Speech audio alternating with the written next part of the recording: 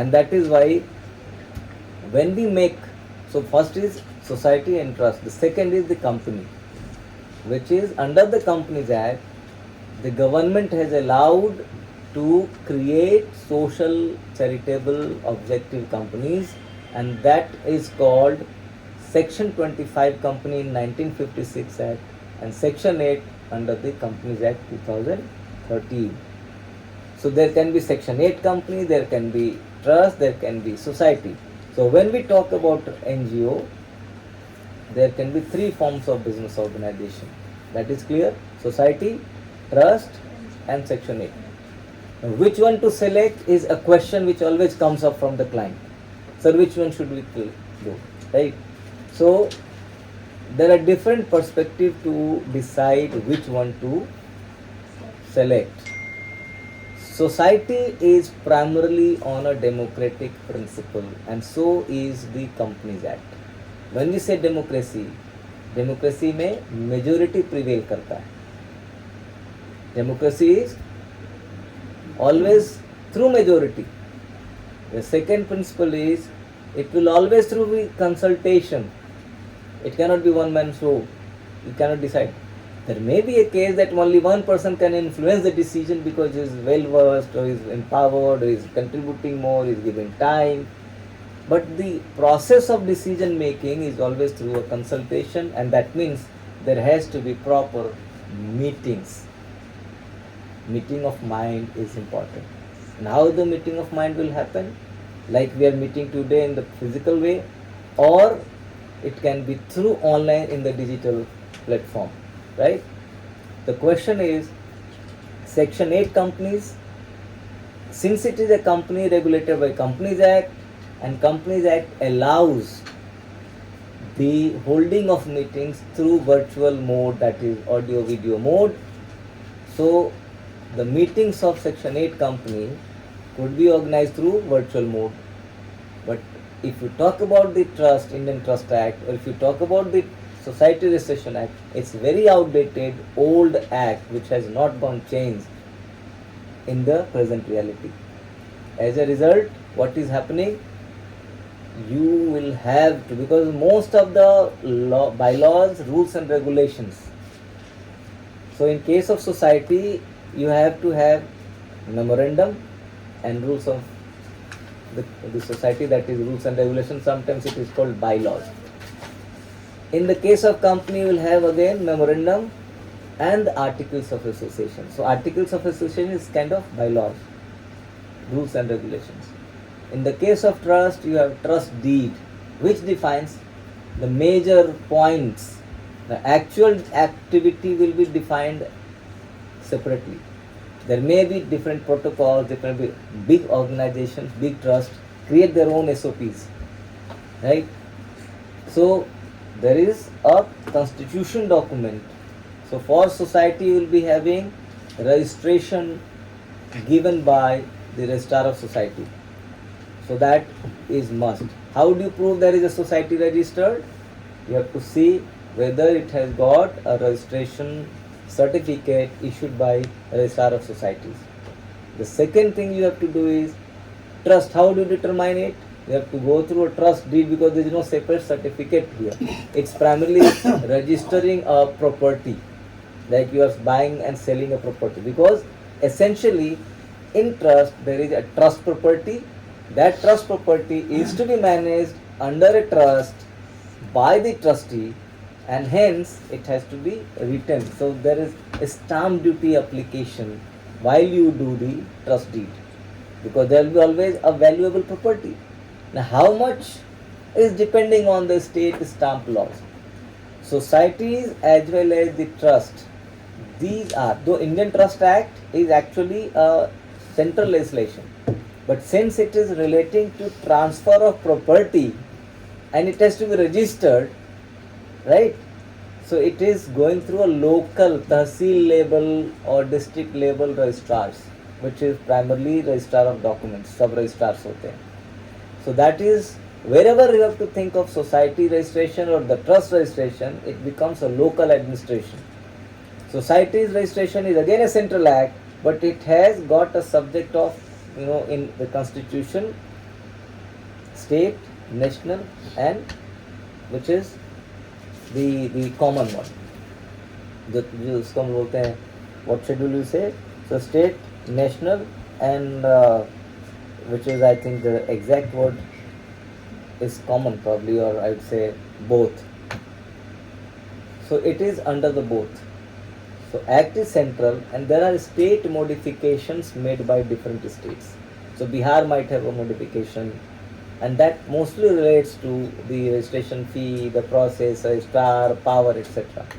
UP may have its own, Delhi may have its own. Like, so there are now realization of digital platforms, and most of the registrar societies are now trying to get to that level that they have created a specific portal for registration of the societies, and then also maintaining the records relating to it. The biggest problem today's society has, that it is always a neglected compliance regime.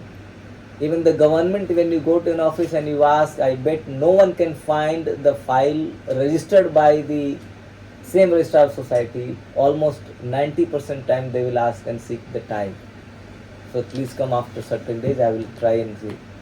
Then there have been so many restructuring within the state government that when you go and seek a compliance, you will find, no sir, it was with say Patparganj office, now it has moved to Malvi Nagar, because there are jurisdictional changes effected by the society, the local government.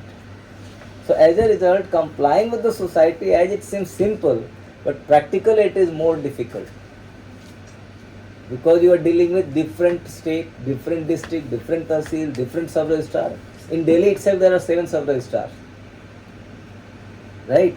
So if an office is situated in say Nanglo, you may have to go to Dwarka or Rohini. You may have to go to, say you are in an office in Mahububiyar, you have to go to Patparganj. If you have an office in say some other place, you may have to go to Malviya Nagar or Lajpat Nagar or Saket. So that's the problem. In societies today, say in Delhi, Ghaziabad,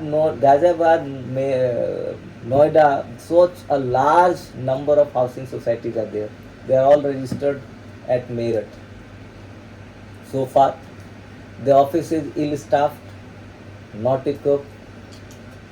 Now, if you have to any compliance to be done, you have to go to Meerut. The cost of compliance is more. So regular cost of compliance is more in terms of societies. Trust is not that much, because once you have registered, but the problem is that the changes in the trust is again a difficult task, because say I created the trust and he is the trustee, he is no more. If I am live, I will have to go and make another change in that. Or if he is not there, if another trustee is there, he will have to do, but again go, and it is a physical appearance requirement that is required. You have to go to the registrar of sub-registrar's office, give your thumb impression, give your all the impressions, and then register the document as you are registering a property. And every amendment has to go through that process, ideally. Otherwise, you simply write a letter to them, submit the document, get acknowledgement, but that will not be forming part of the record. The second issue comes is that if you want to get anything relating to trust, they say I have just registered. From the operational point of view, they don't get any. So ordinarily, the system of law always is that the person who registered and gives that name or certificate, he is also the supervisor of the compliance. But in the case of Indian Trust Act, the trust is registered with sub-registrar, but there is no supervision power with the sub-registrar relating to the trust. He is not interested, not empowered to supervise the activities of the trust that he has registered. Because actually he is not a registered trust. Actually he registered the trust property being bestowed in a trustee. Right? So it's a more of a individual. So who regulates the Trust Act then? Who supervises the activities of the trust? Is primarily the income tax. Because income tax is universal law. It applies to society, it applies to trust, it applies to companies. For the companies, you already have a specific statute which is Companies Act. So Companies Act will regulate the companies, Section 8 companies. So there is a well-defined code. Now digitization is done. It is administered by Ministry of Corporate Affairs.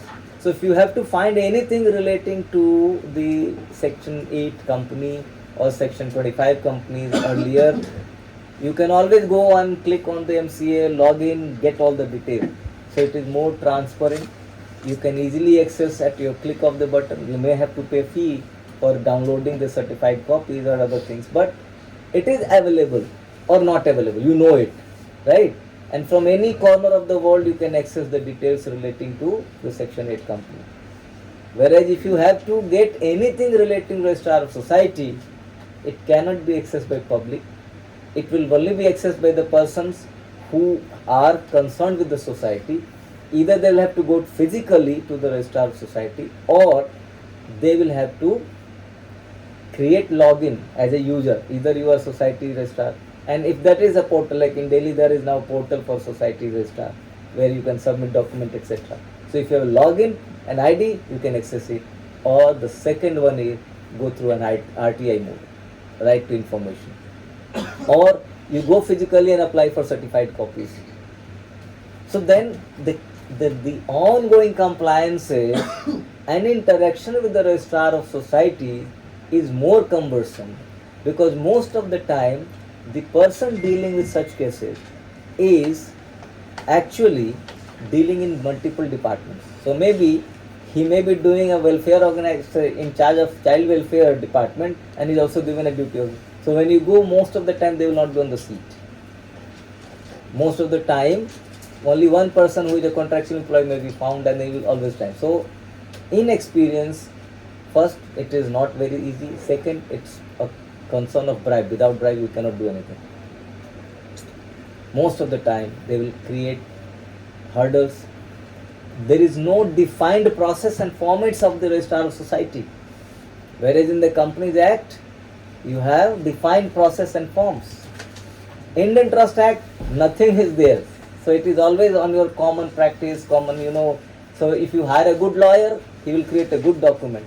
If you hire a bad lawyer, or I would say a person who is not knowledgeable, he may create an ordinary document, right? So it is why people who want to have control of their own, does not want to be identified, they don't want to disclose more, they want to, just do and get the benefit at the garb of getting public charity. They want to benefit themselves. They will always prefer a trust. Reason, only once registered, there is no one asking except the income tax, and that is an annual phenomenon.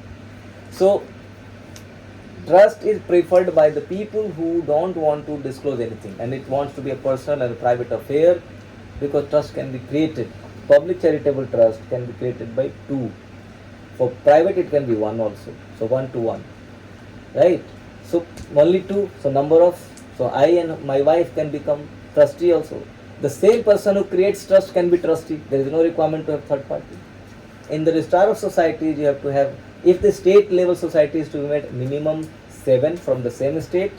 If you have national level or international level society, then you have to have at least 10 persons, out of which 8 must represent different 8 states in India.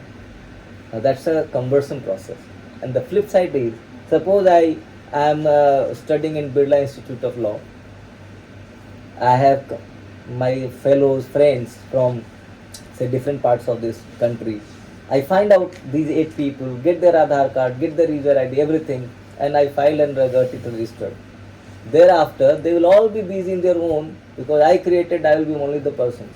The issue will be, there will be issue in maintaining the attendance register, there will be issue in the notice being served, there will be issue in calling them for a meeting, because they are already occupied, they are not concerned, because it's not a profit, and most of the world is for the profit. So while you are creating a society, even if borrowing the names and the addresses, management of the documents becomes difficult, right?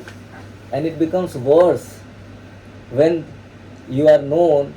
I have seen cases where say someone named from Bhopal has been said given as the member, and I intimate, look, I am applying for the Foreign Contribution Regulation Act, FCRA, and there may be local intelligence unit and the police involved who will come and verify your credentials, and they will like to meet you and get your version. They will be frightened. No, I am not going to be involved in LIU and police. No, I remove my name. I don't want to be there. So that's a problem. 7 or 10 managing, and it will be creating more time, because if say you apply and the LIU has to check only profile of 2, and then you apply and the LIU has to check and verify the profile of 10 or 7, naturally the process will be more time consuming, right? Because 7 states police will be involved, and it starts from Minister of Home Affairs, sending it to the DG sends to the local unit where it is there, and then local unit and the police both are separate, both be. There are intelligence reports about the individual characteristics, what he does, what not, a complete report. That's why FCRA approval is a tedious task. I'll come when it is required. But the point I'm saying is, registering what? Society, company or trust. These all considerations have to be there. So easy registration, trust. Just within a day. If I want to register today, I can register today, because I'll have templates for registration. I'll ask people to come together, go to Tahsil, take an appointment, and I can get it registered within 2 to 3 hours. Paying the stamp fee, everything is today possible. So trust can be created in 1 day. Society can be created in say 5 days or 7 days. Companies can be created in say 10 days, 15, considering the gaps and the delays because of the CRC and the CPC. But the process wise, documentation wise, companies will take more time. Society will another take time. Similar to the companies, trust will create the least of the time. But when you think of the public,